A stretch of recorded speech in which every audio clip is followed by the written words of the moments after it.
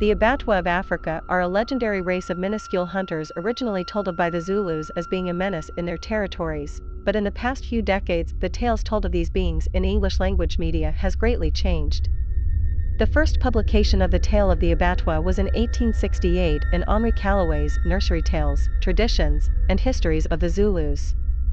The stories in Callaway's book were collected directly from Zulu storytellers, and then presented both in a transliteration of the original Zulu language and translated into English, so it was as close as Callaway was able to get to bringing his readers directly in contact with the Zulu storytellers. Allow me to sum up the tale of the Abatwa, as told in Callaway's book. The Abatwa are extremely small men. They go under the grass and sleep in anthills. They travel in the mist and live in the upcountry in the rocks, and they have no village. They are wholly nomadic and kill large animals with poisoned arrows, and when they've killed an animal, they eat every piece of it, leaving nothing behind. If an area has no more animals to hunt, the Abatwa gather together and ride on a horse's back single file from neck to tail to go look for better hunting grounds, and if they don't find something, they eat the horse. The Abatwa represented great danger to the Zulu because they are armed with poisoned arrows, which caused uncontrollable bleeding, which is why an Umutwa, the proper name for a single Abatwa, can hunt and kill large animals, but also makes a single Abatwa arrow deadly to a full-sized Zulu. So Zulu had to be careful in how they treated any Abatwa they might encounter, and there was one major point the Zulu had to keep in mind: Abatwa hated being told or reminded they were tiny. Any indication from a Zulu that they felt an Umutwa was small would instantly result in the Zulu being shot and killed. For this reason, the Zulu have adapted the rather unusual greeting of "I saw you" when encountering any Abatwa. If the tiny warrior then asks the Zulu where he saw them from, the Zulu needs to answer in a way that implies a great size to the minuscule threat, such as "I saw you from that mountain over there." Such a greeting only works, however, if the Umutwa is somehow seen or detected. The true dreadfulness of the Abatwa comes from the very fact that their size makes them almost invisible in most circumstances. An Umutwa could shoot and kill a Zulu who nearly stepped on him without the Zulu ever seeing the being that has killed them. An attacking animal or a murderous man could be faced and dealt with, but the possibility of being killed in a way that cannot be reacted to, that ignores your personal strengths and capabilities, is truly dreadful. This worry prevents sleep and rest, for the only comfort is to avoid the territory of the Abatwa altogether. In his book, Callaway points out a very important fact, that the name Abatwa is not only a descriptor for the monstrous minuscule men, but also the name used by the Zulu to talk about a neighboring tribe. This neighboring tribe of Bushmen have an average height of just 4 feet, compared to the Zulu tribe's average of over 6 feet, so Callaway felt that the Zulu tales of the tiny Abatwa were probably stories formed from initial encounters with their smaller neighbors. There is outside support for this idea, as it turns out. In a 1915 edition of the Journal Man, a correspondent named Mervyn W. H. Beach wrote in with a tale he had been told 2 years earlier while visiting East Africa. Having been told that, if you dug low enough, pieces of pottery would be found that the Kikuyu tribe, whom he was visiting, had not made. These pieces were to be found in areas that were cleared of forests for cultivation. Beach was naturally curious as to who had made the pottery. The elders of the tribe told him the pottery had been made by an ancient people called the Gumba, who had occupied the area in the past after displacing a race of cannibal dwarves called Mathoakiana. A further inquiry about this story was made to some elders in the Fort Hall district of the same land by the district commissioner, and he sent back the following interesting details. The Mathoakiana appear to be a variety of earth gnomes with many of the usual attributes. They are rich, very fierce, very touchy. Example, if you meet one and ask him who his father is, he will spear you, or if he asks you where you caught sight of him first, unless you say that you had seen him from afar, he will kill you, the inference being, I suppose, that you have seen what he was doing, burying treasure, and see. This is only a guess on my part. Like earth gnomes in most folklore, they are skilled in the art of ironworking.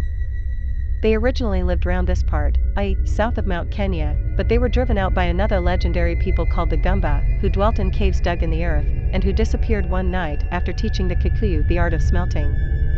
Another account says that they lived in the earth themselves. It is a Kikuyu insult to say you are the son of a Mathoakiana. Beach stated that the references might well actually have been to either the Bushmen or Pygmies, or both. Note the line, unless you say that you had seen him from afar, he will kill you. which is a repeat of the habit of telling the Abatwa that you saw them from afar to prevent their anger. It seems likely that both the tale of the Maithawakiana and the tales of the Abatwa are based on first encounters between tall and short tribes in Africa, with each story taking on its own local aspects over time. So much for the original legend of the Abatwa, but, like so many stories from other cultures, the representation of the legend has been changed greatly in its interaction with English language media, becoming something or somethings very different from the original African stories. For around 80 years, the tale of the Abatwa as Callaway published it was discussed off and on in anthropology and folklore journals and books, generally in its connection to the Bushmen of the same name, and to the relations of natives of Africa to the Pygmies and Bushmen in various parts of the country. Then the whole story was rewritten and marketed to the public at large. The earliest I've traced the rewrite so far is to the 1987 book, Encyclopedia of Things That Never Were, by Michael Page and Robert Ingpen. In just 2 paragraphs, this book creates a whole new creature called Abatwa that is only partially related back to the original legend. It's worth quoting, because it's been very influential since. Abatwa, the tiniest creatures in human form, who live in the anthills of southern Africa. Sightings are rare because the Abatwa are the shyest and most elusive of all creatures in human form. When they do reveal themselves, it is only to children under 4 years old, wizards, or pregnant women. A woman in the 7th month of pregnancy who sees an Abatwa male knows that she will give birth to a boy. The Abatwa are perfect miniatures of African tribespeople, and they maintain a clan and family structure similar to that of the tribes, but they are not a warlike race, and they never seek dominance over the ants with which they share their quarters. They live by foraging for food among the roots of grasses and other plants. As you can see, all that survives of the original Abatwa legend, and possibly all the authors actually knew about Abatwa, was Callaway's first description of the size of these beings, that they go under the grass, and sleep in anthills. Whether the remainder is an invention of Page and Ingpen, or whether they got this variant tale from another source, is still up for debate, and I'll keep digging. Besides the obvious differences, notice the subtle differences that have been added as well. For example, in Callaway's original tales it is never explicitly stated that the Abatwa regularly live in anthills. It's possible that the storyteller's statement about Abatwa sleeping in anthills was only meant as an example of how incredibly small they were. Also, the original tales only implied males of the Abatwa race had been encountered, since they were only ever seen hunting, a male activity, and given their otherwise inhuman traits, it does not necessarily follow that the Zulu believed there were females among the tiny hunters. What seems to have happened is that someone, be it Page and Ingpen, or be it a writer before them, simply knew that Abatwa were little people in Africa, and therefore assigned them a new story that assumed they were a type of fairy, as in the legends of the little people told in Europe. As a brief comparison with the original tale shows though, this is an entirely new story, and woe be unto anyone running into a real Abatwa expecting them to be friendly. Oh, and just in case this identification with European fairy lore wasn't made obvious enough, in 1999 the extremely questionable book A Natural History of the Unnatural World 1 simply listed the Abatwa as a South African race of fairies. In the glossary, the book repeats the fact that Abatwa are only visible to children under 4, wizards, and pregnant women. While the legend of the Abatwa was rewritten in 1987, this wasn't generally noted until sometime in October 2004. When a Wikipedia article was posted that was essentially the same as the variant legend above. In South African mythology, Abatwa are tiny humans said to be able to hide beneath a blade of grass and to be able to ride ants. They can only be seen by the very young, by magicians, and by pregnant women. If a pregnant woman in her 7th month of pregnancy sees a male Abatwa, it is said that she will give birth to a boy. This particular Wikipedia article was later replaced with an article about the tribe of Bushmen actually addressed as the Abatwa, and all reference to the legendary monster is now gone, but the damage had already been done.